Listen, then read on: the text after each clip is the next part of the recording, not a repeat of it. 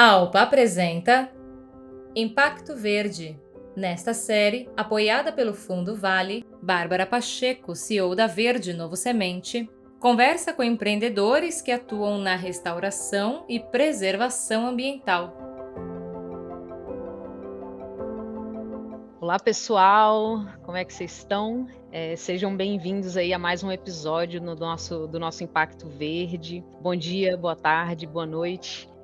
Estamos aqui para mais uma vez conversar, ter uma conversa legal, trazer a história de pessoas encantadoras. Antes de tudo, né, antes de empreenderem aí com negócios de impacto, tenha uma história, tem um pé pautado no chão, uma botina suja, uma mão muitas vezes cheia de calo. Então vamos conversar com pessoas encantadoras e pessoas verdes, né, antes de tudo. Então eu vou pedir para vocês trazerem uns banquinhos para a gente sentar junto. E hoje eu vou convidar também para sentar num banquinho uma pessoa encantadora que tem uma linda história, tenho certeza, para contar para a gente, que é o Luiz Laranja. Seja bem-vindo, agradeço a disposição em contar sua história para a gente, viu, Luiz? E eu já vou jogar uma pergunta para você trazer para a gente a história da semente, né, Luiz? Você se entendendo como essa semente que um dia, antes de germinar, foi uma pessoa física antes de uma pessoa jurídica, né? Então eu queria que você contasse um pouquinho pra gente que caminhos te trouxeram até aqui, meu nobre. Qual que é a sua história, de onde você vem, o que aduba aí o Luiz Laranja como ser humano?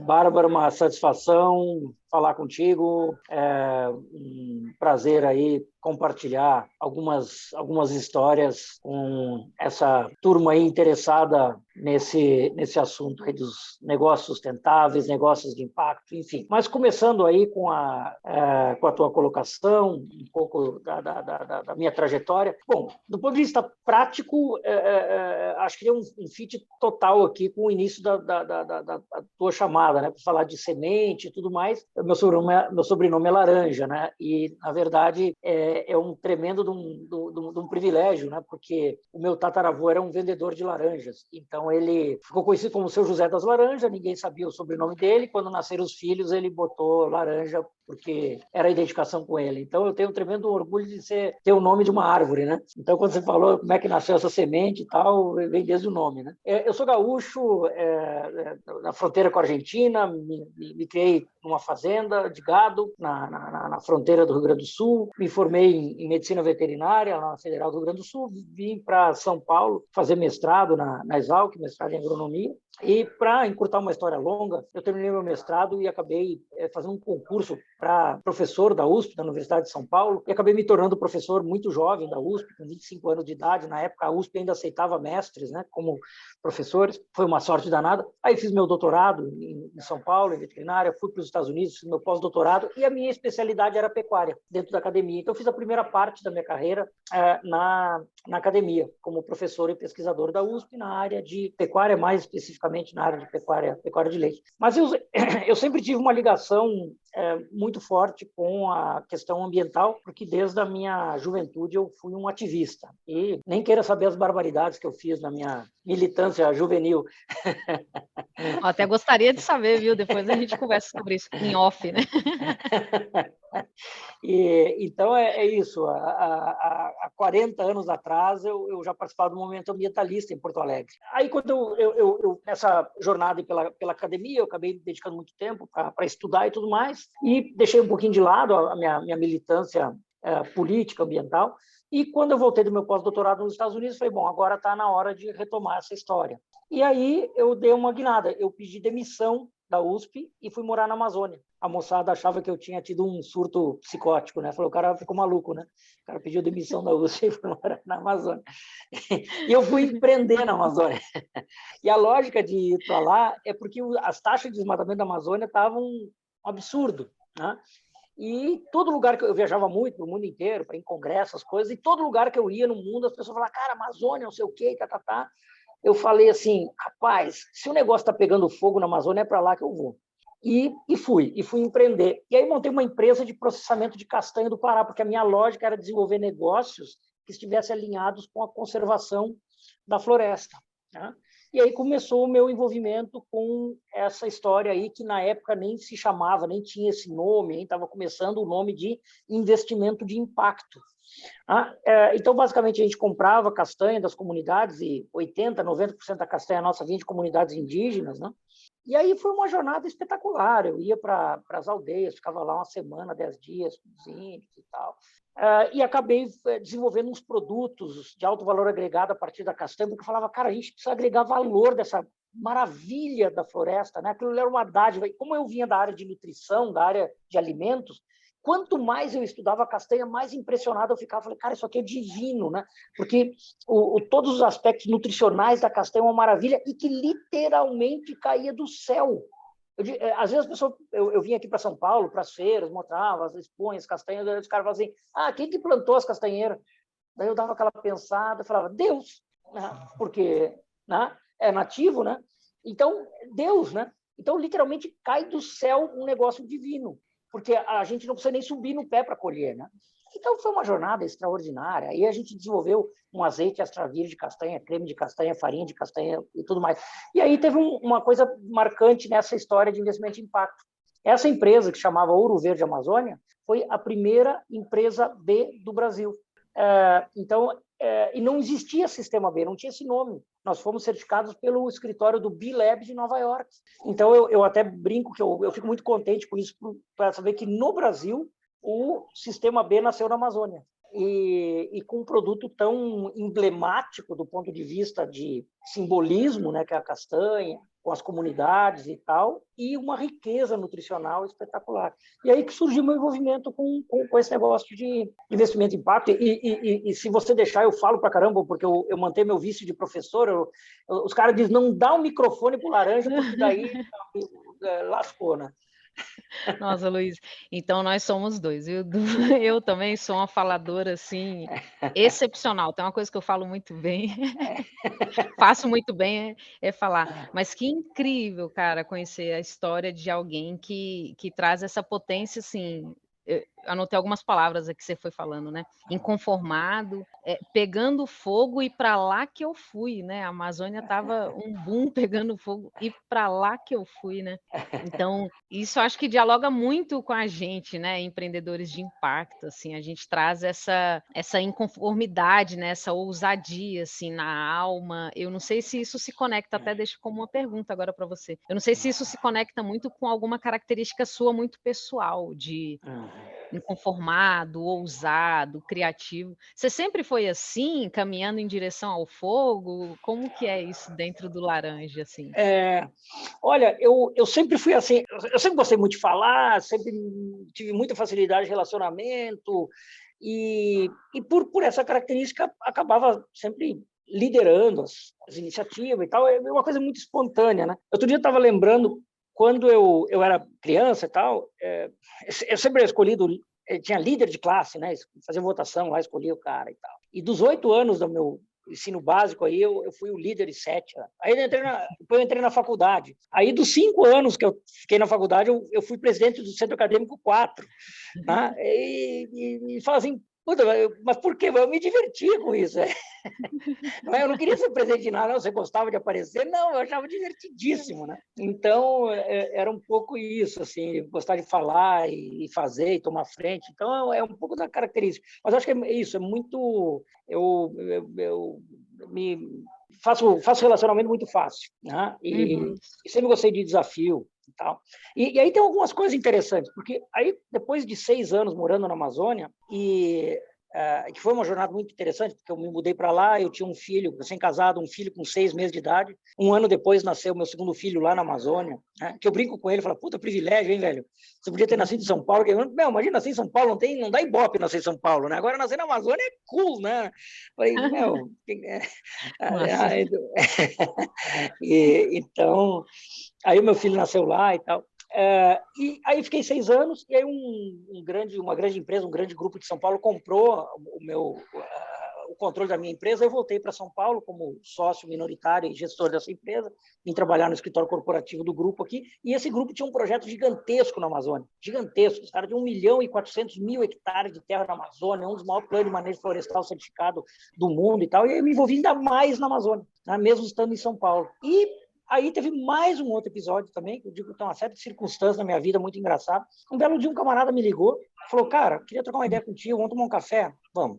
Eu nunca tinha ouvido falar do cara. Cheguei lá para tomar um café aqui em São Paulo. Aí o cara falou, olha, é o seguinte, eu sou gestor de fundo de investimento. Eu sou clássico de fundo de investimento, vejo fundo de infraestrutura e tal, mas eu acho que tem uma oportunidade de montar um fundo de investimento da Amazônia. Mas eu não entendo nada de Amazônia, nunca fui para lá, não tenho a menor ideia. Eu sou um cara que sou bom de gestor de fundo. E me falaram que você que entende nesse negócio aí, que você já fez negócio na Amazônia e tal. E a pergunta é a seguinte, você não quer ser meu sócio, vou montar uma gestora de fundo de investimento? Eu falei, Jesus, jamais imaginei que eu fosse trabalhar no mercado financeiro. E pior, né? Como eu era um cara de esquerda, minha doutrina é que eu devia odiar o mercado financeiro, né?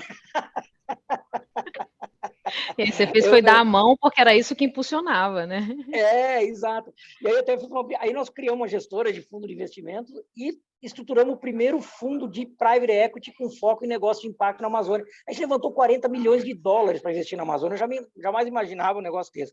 E aí eu brinco, né? Porque tinha toda essa história política da minha história e tal, e eu dizia nas minhas palestras assim, olha, moçada, eu quero dizer que eu sou um capitalista selvagem assumido, porque eu me tornei um capitalista e eu, por definição, só posso investir na selva amazônica.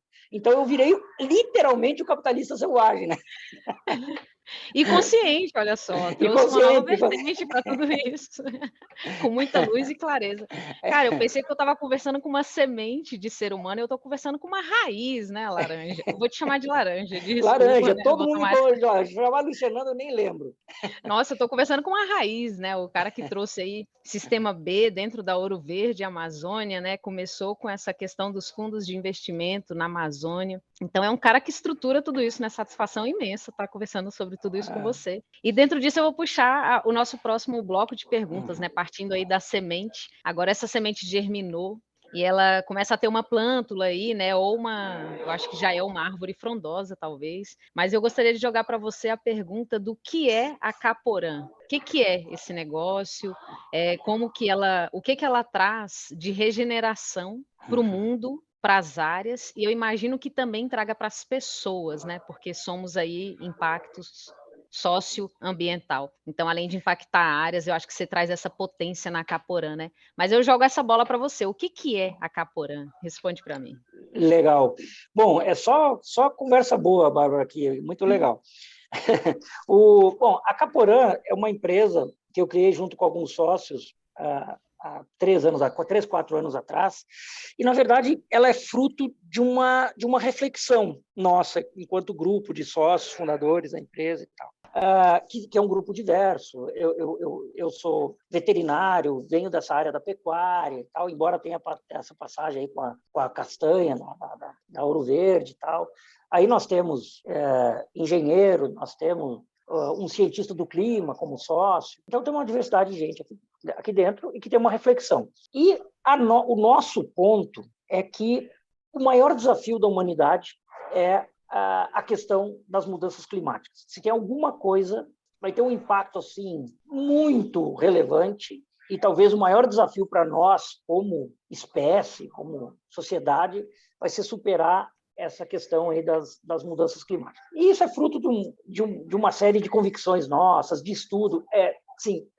Quase todos têm uma ligação muito forte com a academia, então nós somos muito baseados em ciência, né?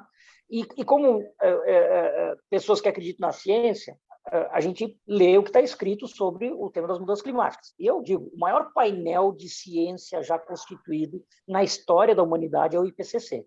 O IPCC escreveu um livrão lá, um relatório imenso, onde está escrito o que vai acontecer. Bom, se eu sou um cara que acredita na ciência e leio o que está escrito no maior painel de ciência já constituído na história da humanidade, e o que está escrito lá é que nós vamos nos deparar com uma catástrofe, eu acredito. Então, nós estamos frente a uma catástrofe, né?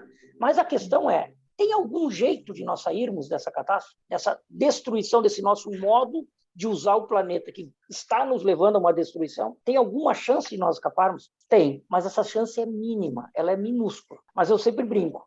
Eu gosto muito de jogar futebol. E os meus filhos também, eu digo assim, meu irmão, se você está perdendo de 3-0 e está 44 do segundo tempo, você sai de campo, para de jogar ou você continua dando uma raça? Continua dando uma raça. Beleza, então estamos alinhados, porque o jogo só acaba quando o juiz apita. Então, a gente está nessa história do clima. O jogo só acaba quando o juiz apita, mas está 3-0 para os caras, para os adversários, e nós estamos nos 44 do segundo tempo. Esse é o jogo. Que fique bem claro, nós estamos jogando esse jogo e dando uma raça. Aí a questão é, qual é a raça que nós temos que dar? Né? Então, assim, a gente tem que traduzir essa história toda um pouco para leigos, né, Bárbara? Porque se a gente começar a falar muito de equação de energia, não sei o quê, aí não funciona. Então, como eu sempre gostei muito de pedagogia, né? Sempre gostava muito de Paulo Freire e tal, falei, então, vamos simplificar o negócio. Cara, o que a gente precisa fazer? Curto e grosso. Duas coisas. A gente precisa mudar a história da energia, né? E a gente precisa mudar a história do uso da terra. Então, são duas variáveis simples. Tá? Então, nós temos que parar de usar energia de combustíveis fósseis o mais rápido possível e com a velocidade máxima possível. E, no outro lado, nós temos que mudar o uso da terra. Perfeito. Pois bem, nós somos os caras do agro, da produção primária, da terra. Então, nós estamos nesse lado aqui de mudar o uso da terra. Pois bem, se nós temos que mudar o uso da terra, a primeira pergunta é, como é que a terra é usada? Essa é a pergunta que tem que ser feita. E quando você pergunta, quando você pesquisa, Bárbara, a terra é usada para pecuária, ponto. 80% da terra produtiva do planeta e do Brasil um pouco mais, 80% é usada para pecuária. Pois bem, se nós temos que mudar o jeito que usa a terra, o que tem que mudar? Nós temos que reinventar a pecuária. E é para isso que nasceu a Caporã. A Caporã é uma startup que nasceu para desenvolver modelos inovadores de uso da terra associados com a pecuária. Seja porco, galinha, vaca, boi, o que quer que seja, feito de uma forma diferente, que seja amigável com o planeta, e isto passa por, resumindo para o leigo, plantar a árvore no meio dos bichos. Se tivesse que resumir de uma forma assim, nós temos que botar a árvore. A Caporã foi o atacante que foi chamado aos 44 do segundo tempo aí, do jogo de futebol, né?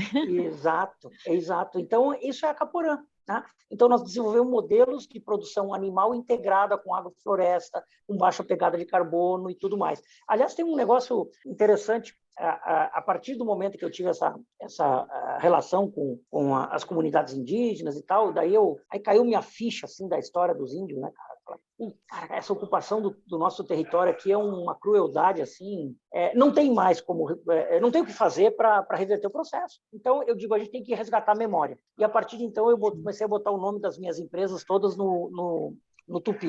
Né? Então a minha empresa de investimento é a Caeté Investimentos, que é mata preservada. A fazenda, que a gente tem uma fazenda de leite orgânico, carbono neutro, etc., chama Guaraci, que é a divindade do sol, na tradição dos guaranis, e para eles a divindade do sol foi quem criou a vida. E isso é uma coisa extraordinária, porque eles não dizem que Guaraci criou o mundo. Quem criou o mundo foi Tupã, o deus do trovão. Então, olha só, cara, esses caras sabiam o Big Bang, sabe? E daí depois quem criou a vida foi a divindade do sol.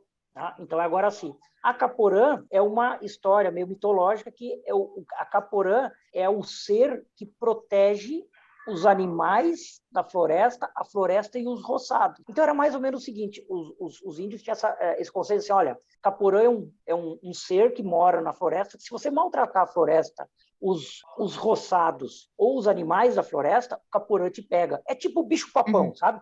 Tipo, deviam contar para os índiozinhos lá, falar, olha, meu irmão, se você sacanear a floresta, os bichos ou o roçado, o Caporã vai vir te pegar. Então, era o bicho da floresta. Pois bem, na interação com os portugueses, teve uma derivação da palavra. Os índios deviam explicar para os portugueses lá, falar Caporã é o bicho que mora no mato, aí não sei o quê. Os portugueses entenderam que Caporã é quem morava no mato. E de Caporã, a palavra virou caipora, e de caipora virou caipira. Então, caipira é o bicho do mato. Não, caipira é quem protege as matas. Protege. Então, nós estamos fazendo uma recuperação do termo do caipira. Caipira é aquele cara que está lá para proteger os animais, os roçados e a mata. Né? Então, isso é um pouco a história da Caporã. Nossa, que legal, Luiz. E é isso, né? E se nós não valorarmos o caipira, que é o Caporã, que protege as matas, e valorarmos essas pessoas, levando renda para elas através de florestas, campos e savanas de pé, essas pessoas não serão fortalecidas para continuarem protegendo, né? Quanta potência se traz. Esse resgate do simbólico e ancestral das palavras, olha a potência que eles nos traz, né? Eu não sabia disso sobre caipira. E isso traz muito, assim, um conhecimento sobre o que é o nosso trabalho, né? Trabalhar com comunidades é fortalecer o Caporã. que é aquele que Exato, protege. Nossa, exato. que É muito legal rica a isso. história, né? Muito rica. Aí a gente vê assim, Muito, olha muito a rico. cultura dos caras, sabe? Então, olha, é Nossa, impressionante. muito rica. E nesse contexto eu já vou te puxar a outra pergunta, porque eu entendi que você, além de eu estar conversando aqui com um cara que é a raiz, né, que eu já falei isso, é um multiempreendedor, com certeza, e traz aí essa potência na sua fala quando você fala diversidade de gente, né, Laranja? A potência de se trabalhar com uma diversidade de gente. E agora eu vou te perguntar, como empreendedor de negócios de impacto, nós sempre temos aqueles desafios, né, de ser do setor 2,5, estamos entre o segundo setor e o terceiro setor, sempre nessa corda bamba de manter propósito alinhado com sustentabilidade financeira, né? E dentro disso, como que você vê a importância de ter essa diversidade de gente que apoia os negócios de impacto? Essa rede de apoio que se forma em torno de nós, né? Com instituições, apoios financeiros, apoios mentais também, apoios de inspiração. Qual que é a importância que você vê dessa rede de apoio em torno de vocês, em torno da Caporã, em torno desse ecossistema do ambiente de impacto? Como que você vê a importância dessa rede? Olha, Bárbara, eu acho isto absolutamente fundamental, porque nós precisamos dar tração nessa grande gama de negócios de impacto. Como eu disse, nós estamos frente a uma emergência. Tá? E isso tem que ser potencializado, tem que ser acelerado de uma rapidez muito grande. E não é trivial, porque o mundo convencional dos negócios, ele mira sempre a equação risco-retorno. Ele não mira a externalidade positiva do negócio, o cara tradicional. Então, nós precisamos trazer atores que potencializem esse conceito do negócio, que é ter a externalidade quase como um elemento chave do negócio. Né? Então, ter instituições que promovam, que fomentem, que acelerem esse negócio é fundamental. E nessa jornada da Caporã, nós contamos com apoio inestimável do Fundo Vale, por exemplo, que entrou nessa agenda e compreendeu, entendeu, fez a leitura de que fomentar negócios talvez fosse uma das formas mais rápidas de escalar o impacto através do fomento a negócios. Então, eu acho que essa é um casamento ótimo, né? Quando tem uma organização por trás que entende que os negócios podem ser transformadores de forma positiva para a sociedade. Né? Então, eu sempre brinco, como eu comecei lá atrás, nessa história de investimento em impacto, que nem tinha esse nome ainda, eu dizia que há 10 anos atrás não tinha nem conversa e nem dinheiro. Ninguém conversava do assunto e não tinha dinheiro para esse assunto. Passaram-se 10 anos, eu brinco assim, virou um mimimi. Todo mundo fala de impacto, mas continua com pouco dinheiro em cima da mesa. Mas eu posso olhar isso de forma pessimista ou otimista. Eu prefiro olhar de forma otimista. Eu digo, há 10 anos atrás não tinha nem mimimi nem dinheiro. Hoje está cheio de mimimi e pouco dinheiro. Então, daqui a 10 anos vai estar cheio de mimimi e cheio de dinheiro. Tá? Então, nós temos que fazer esses 10 anos passar mais rápido. Então, instituições que entenderam isso antes, como é o caso do Fundo Vale, têm um papel fundamental para acelerar esse processo. Não,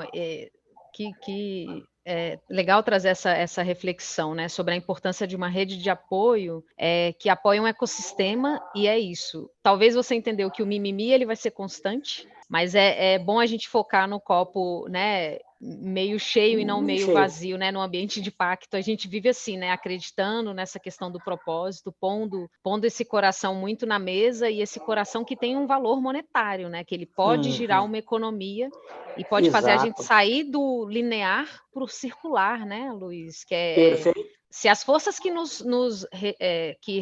que vão regir, né, nossos negócios de impacto forem as mesmas que moveram a economia desde sempre, a gente vai acabar no mesmo ponto, né? Então a gente tem que mudar essa força propulsora para a gente sair do linear e entrar no circular e no regenerativo, né? Que é um ponto até além, mas como é importante a gente encontrar um ecossistema que nos apoie, né? Porque temos desafios inúmeros. E Exato.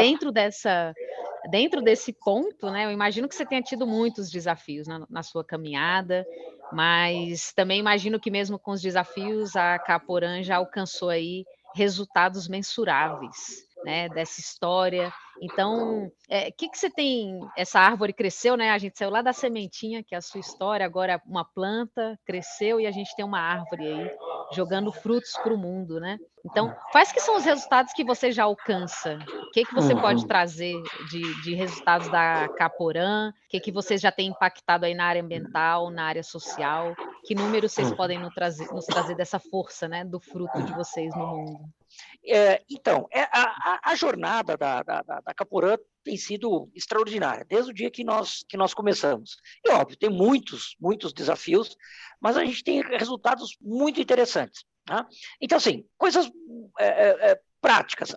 Nós já trabalhamos aí em cerca de, sei lá, quase 4.000 hectares dentro dessa filosofia de uma produção animal integrada com agrofloresta, com diferentes mosaicos, com diferentes espécies de animais, com frango, com suíno, com boi, com vaca, etc.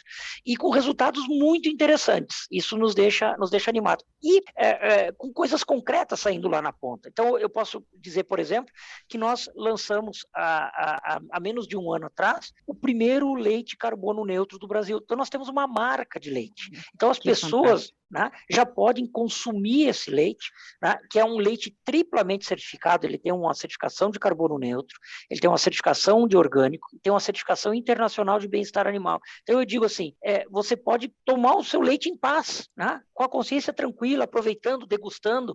A gente brinca, é a indulgência com a alma lavada. Né? Eu quero comer um negócio gostoso, fresco e sem culpa, sabe?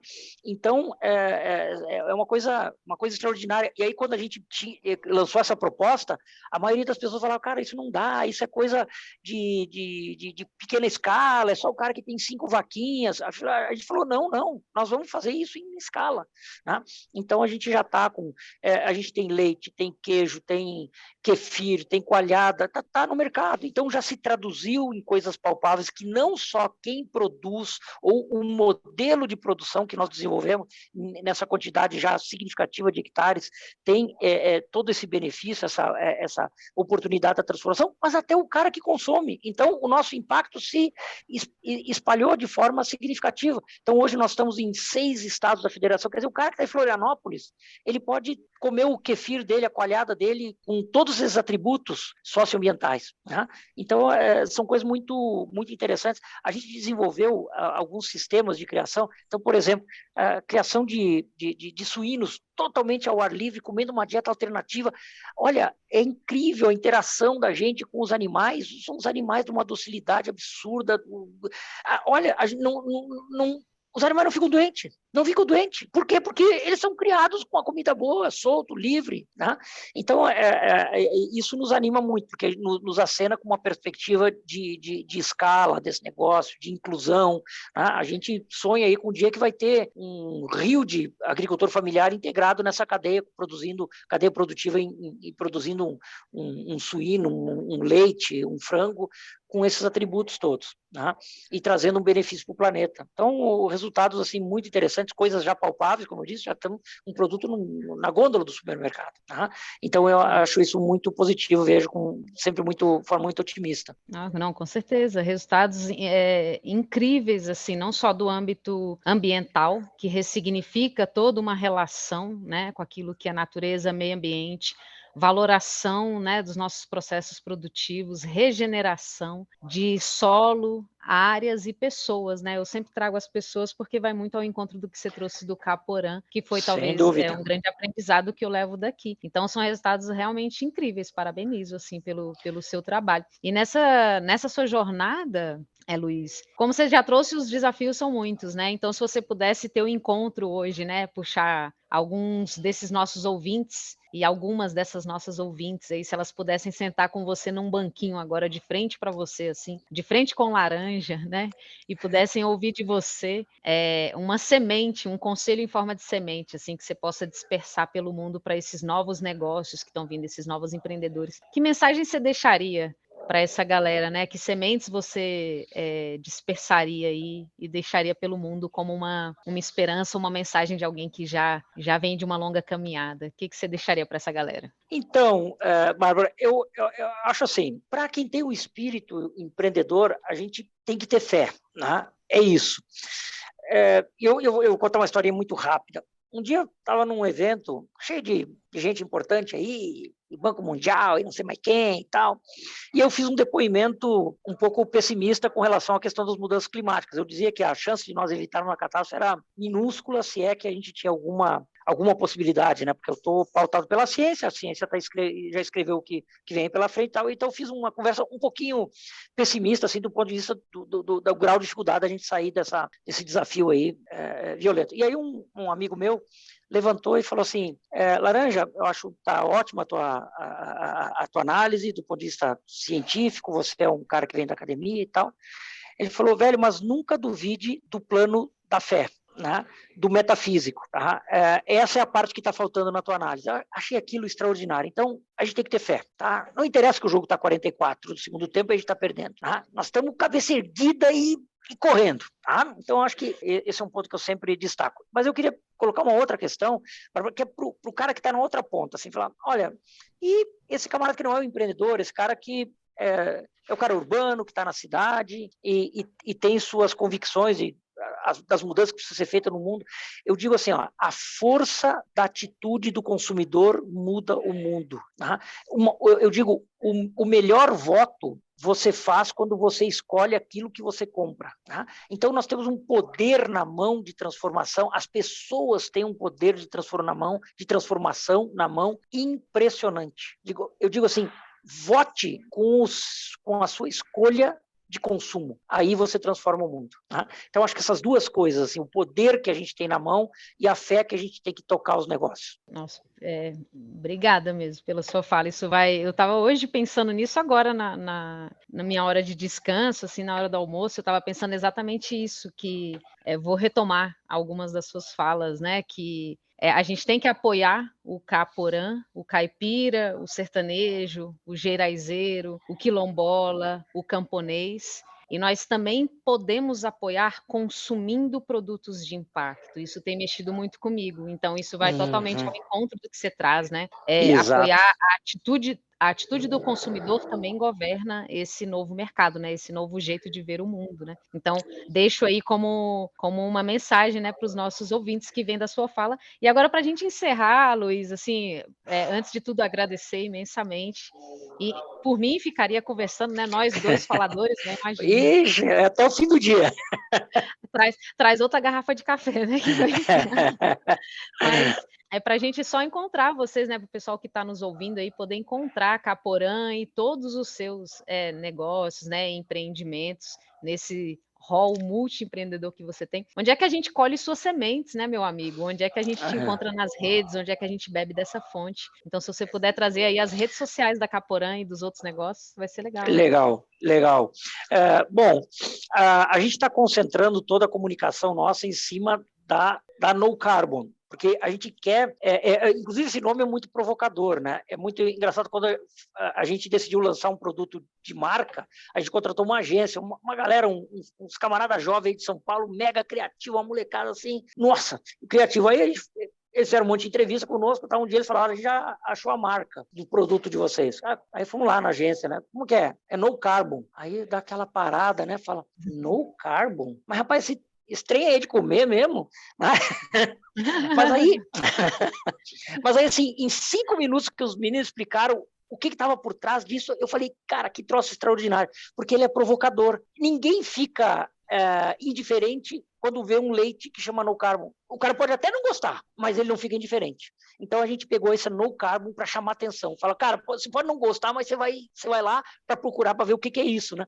Então a gente tem o nocarbon.com.br e a gente está no Instagram aí com o No Carbon Milk também, né? Mas o nocarbon.com.br que chama atenção, né? Porque todo mundo fala, cara, o que será que é isso, né? Então vai lá e vê, né? E que é toda a história por trás, o que a gente acredita, a questão do clima e tudo mais.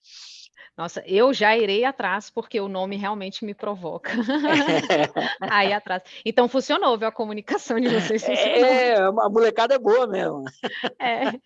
Ó, Laranja, eu só tenho a agradecer mesmo por esse momento, assim, por esse diálogo de alguém que traz uma semente que traz uma raiz tão forte e com frutos e sementes sendo dispersos pelo mundo já com tanta potência, né.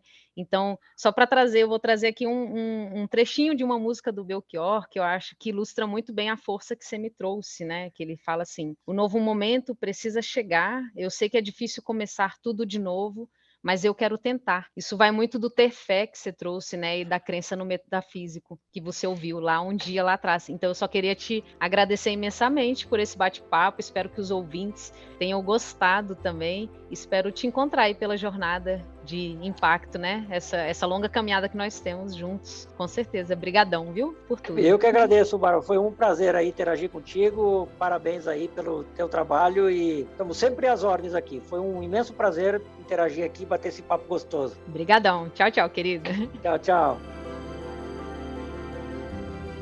AlpaCast é um produto da Alpa Impacto. Projetos especiais sobre o ecossistema de impacto. Conteúdos para quem busca consciência social e ambiental. Siga as nossas redes sociais.